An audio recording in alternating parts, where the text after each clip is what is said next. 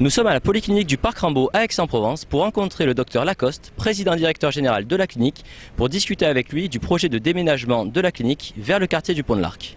Docteur Lacoste, bonjour et merci de nous recevoir ici dans les locaux de cette polyclinique du Parc Rambaud. On vient vous voir aujourd'hui suite à l'actualité récente et nous avons appris le déménagement de cette polyclinique vers le quartier du Pont de l'Arc, mais également aussi pour une présentation plus globale des activités de cette polyclinique, une institution très reconnue et maintenant réputée pour les Aixois. Alors, dans un premier temps, docteur Lacoste, est-ce que vous pouvez nous faire un petit historique de cette polyclinique ? Oui, la polyclinique du Parc Rambaud, c'est une clinique historiquement qui date pour sa construction de 1975 et qui était fruit d'un regroupement de deux anciennes cliniques de centre-ville, donc en 1975, qui avait été constituée par un ensemble de médecins. Et à partir de 2006, cette polyclinique a racheté aussi, nous avons racheté aussi un établissement de santé aixois ancien, plus ancien que la polyclinique, et la clinique provençale, qui s'appelle actuellement la polyclinique Parc Rambaud Provençal et qui est un établissement qui est situé en zone sud, près du cours Gambetta, et qui représente environ 100 lits et places, et qui est un établissement plus ancien encore que la polyclinique, qui date de 1965 pour lui. Les deux établissements représentent à peu près 500 salariés, temps plein, 180 médecins intervenants, donc à peu près 80 à 90 qui sont des réellement temps plein sur l'établissement, donc c'est une activité considérable, 52 000 passages de patients dans les établissements par an. Ça représente une offre de soins qui est surtout chirurgicale traditionnellement, mais également médicale de plus en plus. La polyclinique doit représenter environ 50% des actes chirurgicaux qui sont réalisés en totalité sur l'ensemble du pays d'Aix. C'est un établissement qui est aussi très spécialisé en cancérologie, puisque nous avons un nombre de patients en cancérologie, toutes spécialités confondues, très important, qui doit représenter le troisième pôle cancérologique de l'ensemble des départements du Bouches-du-Rhône. Donc,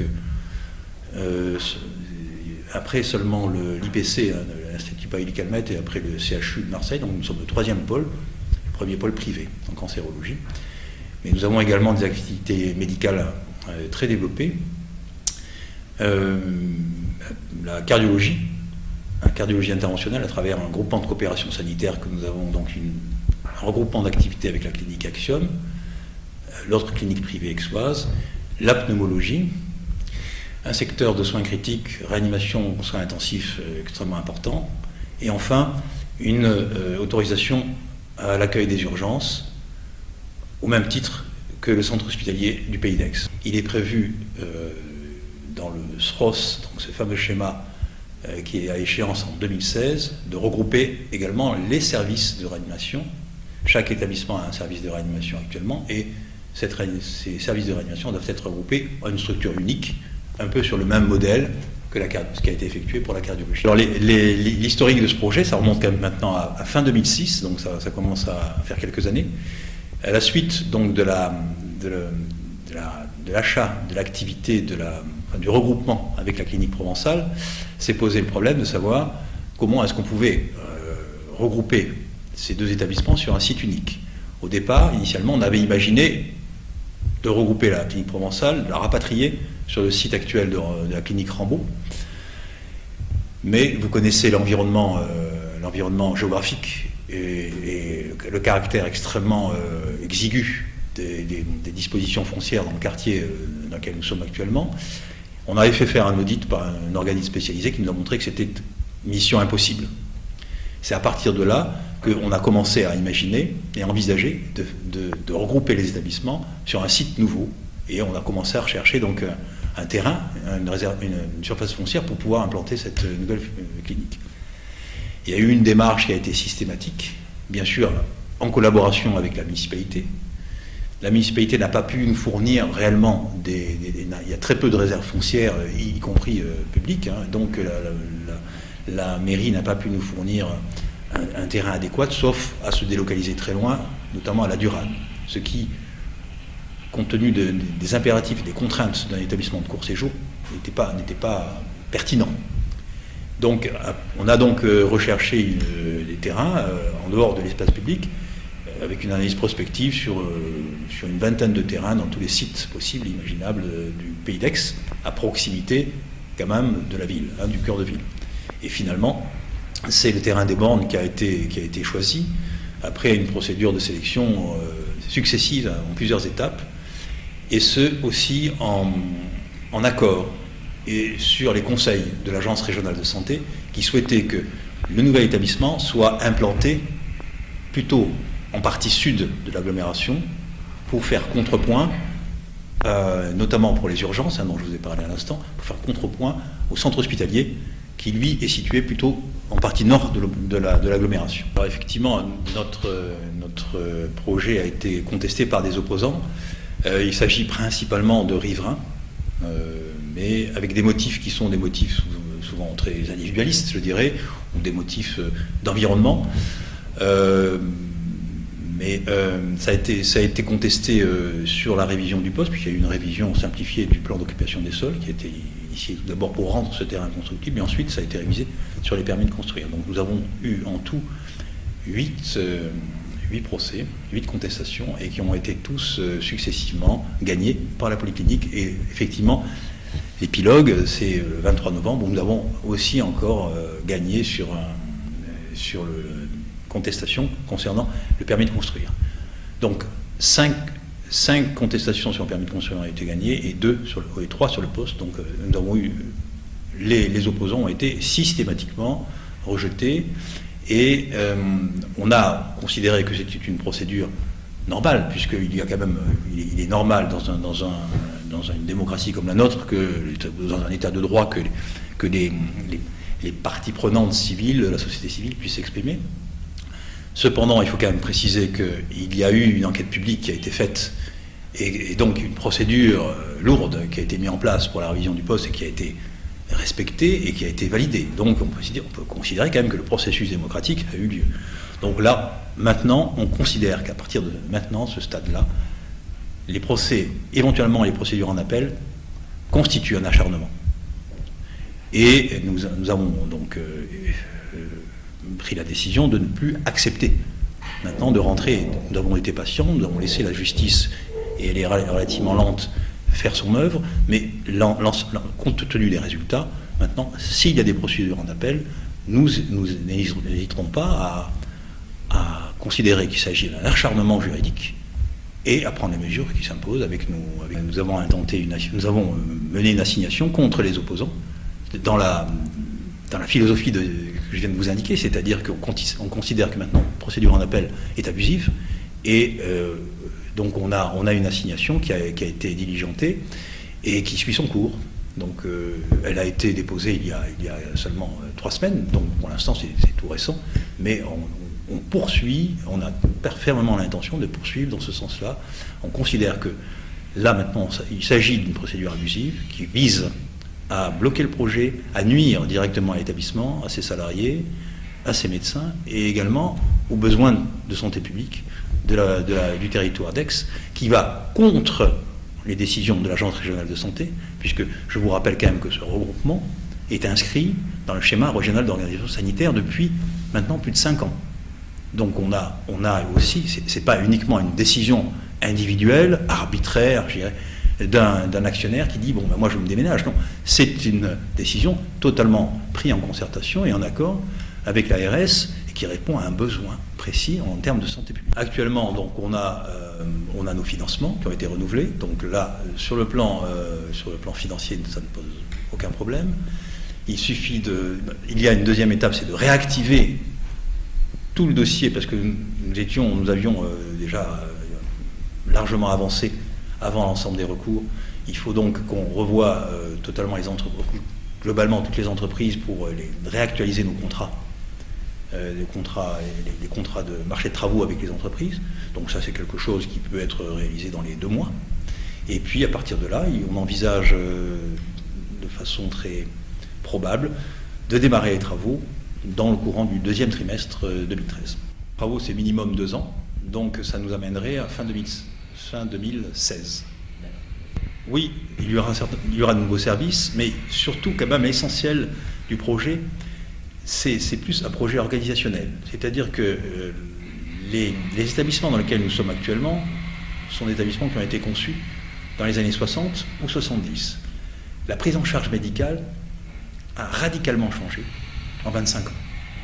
Et donc, les cliniques anciennes, historiques, comme la nôtre, c'était essentiellement des hôtels, c'est-à-dire beaucoup de capacités d'hospitalisation et des petits blocs opératoires,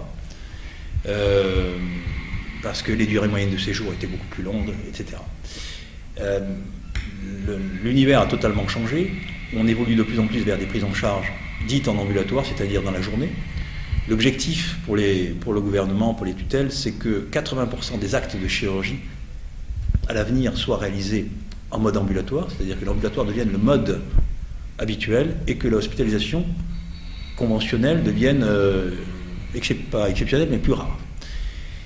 Donc les nouveaux établissements doivent être totalement réorganisés en fonction de cette évolution technique et cette évolution de mode de prise en charge, qui fait qu'un nouvel établissement, c'est d'abord un plateau technique très étoffé, et non plus un simple bloc opératoire. Plateau technique, c'est très large. Vous y mettez les activités interventionnelles, la chirurgie, l'exploration, la cardiologie, les soins critiques, enfin les espaces, les urgences, les services de radiologie et d'imagerie. Donc c'est surtout un énorme plateau technique, maintenant un nouvel établissement, bien organisé, dans lequel vous pouvez assurer une continuité, une permanence des soins, avec des équipes étoffées, très compétentes, et autour, vous mettez de l'ambulatoire, un peu d'hospitalisation. Donc on a une inversion là également des proportions en termes de surface, des réaffectations de surface. Le projet de la nouvelle clinique, c'est donc une amélioration de l'organisation et de l'offre de soins adaptée aux besoins et à l'évolution de la médecine moderne. Et en matière d'offre de soins elle-même, il n'y a pas une augmentation de capacité. Très souvent, on entend dire « Oh là là, la nouvelle clinique, c'est un énorme bâtiment, c'est monstrueux, c'est absolument effrayant, etc. » Au contraire, on a une diminution de nos capacités.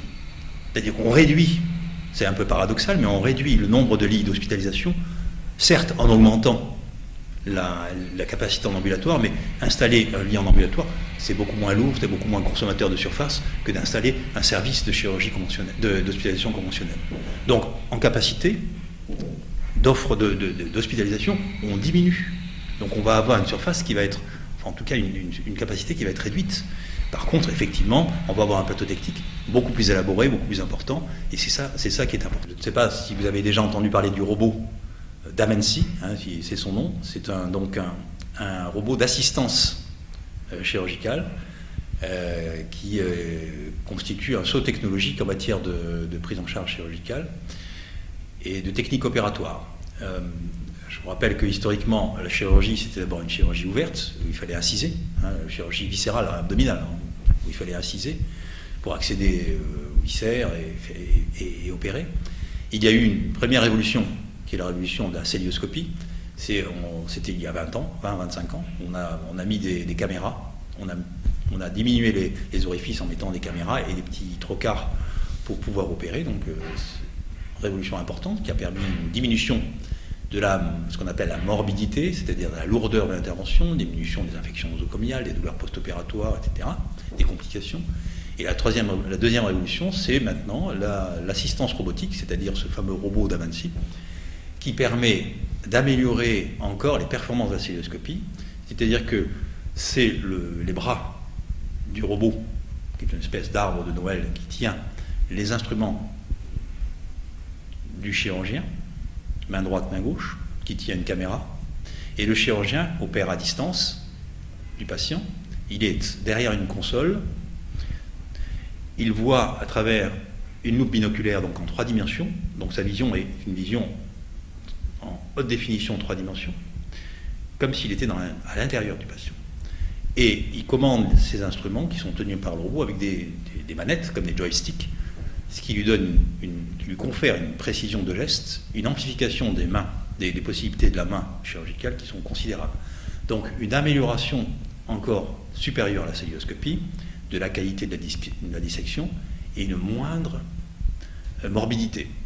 Ce qui permet, notamment dans certaines spécialités, d'améliorer non seulement bien sûr la qualité de l'intervention, mais aussi la fonction, c'est-à-dire de préserver les fonctions essentielles plus tard. Je pense notamment à la chirurgie du cancer de la prostate, qui est une pathologie extrêmement fréquente, puisque le cancer de la prostate est le premier cancer de l'homme, donc il est souvent traité par une ablation de la glande, la prostatectomie. Et l'objectif numéro 1, bien sûr, c'est de guérir le patient, et l'objectif numéro 2, c'est de conserver ses fonctions. Et ça concerne principalement la chirurgie urologique, et principalement la prostatectomie, mais également la chirurgie pelvienne de la femme, c'est-à-dire les hystérectomies, et la chirurgie fonctionnelle et des prolapsus de la femme. Et ça concerne également la chirurgie digestive, notamment la chirurgie colorectale. Pour l'instant, donc c'est encore focalisé sur ces types de chirurgie, parce que ce sont des chirurgies complexes qui demandent énormément de précision et pour lesquelles les résultats fonctionnels, les résultats bien sûr en termes de cancer, essentiellement des cancers, les résultats cancérologiques sont importants, mais les résultats fonctionnels aussi sont très importants. Et donc on a une activité qui est en croissance importante, avec comment dirais-je, des résultats qu'on n'imaginait pas. C'est-à-dire qu'on a été surpris bien au-delà de ce qu'on attendait, des informations qu'on avait pu avoir avant de prendre cette décision. Les tarifs de la sécurité sociale ne tiennent pas compte de cette évolution technologique, c'est d'ailleurs un problème général, ça. On n'est pas là pour en parler, mais c'est quand même un passage signal. Mais c'est clair que ces nouvelles techniques vont peu à peu se développer parce que ça apporte un vrai bénéfice en termes de soins. Et il est probable qu'à terme, dans la nouvelle clinique, nous envisagions l'installation d'un deuxième robot. Alors, notre hôtellerie n'est plus du tout adaptée en termes de confort moderne de 2013. Elle correspond à des normes qui étaient de 1975 ou 1970, donc c'est totalement inadapté. On a des problèmes à tous les niveaux, on a des problèmes d'exiguïté, on a des problèmes de circulation, on a des problèmes d'ascenseur, on a des problèmes d'accès à la polyclinique avec les difficultés liées à l'enclavement de l'établissement dans le cœur de ville. On a des problèmes de parking. Alors certes, il y a un parking public qui s'est ouvert en proximité il y a maintenant 3 ans, 4 ans, mais ça ne répond pas réellement aux besoins puisque on ne sait pas où mettre nos salariés et nos médecins. Les capacités, on loue des parkings de ci, de là pour pouvoir accueillir une partie de nos salariés, mais ce sont des solutions qui sont tout à fait temporaires et qui ne peuvent pas perdurer. Donc une amélioration effectivement du confort et du confort pour le patient et de l'ergonomie pour les soignants, bien évidemment, et une amélioration aussi de l'accessibilité de la clinique, pour les visiteurs, pour les familles. Merci beaucoup pour toutes ces informations. Merci Dr Lacoste de nous avoir reçus et d'être revenu sur cette actualité pour Provence Plus Télévision. Nous reviendrons très prochainement sur Provence Plus Télévision pour discuter avec vous des avancées de ce projet qui est prévu pour 2015-2016.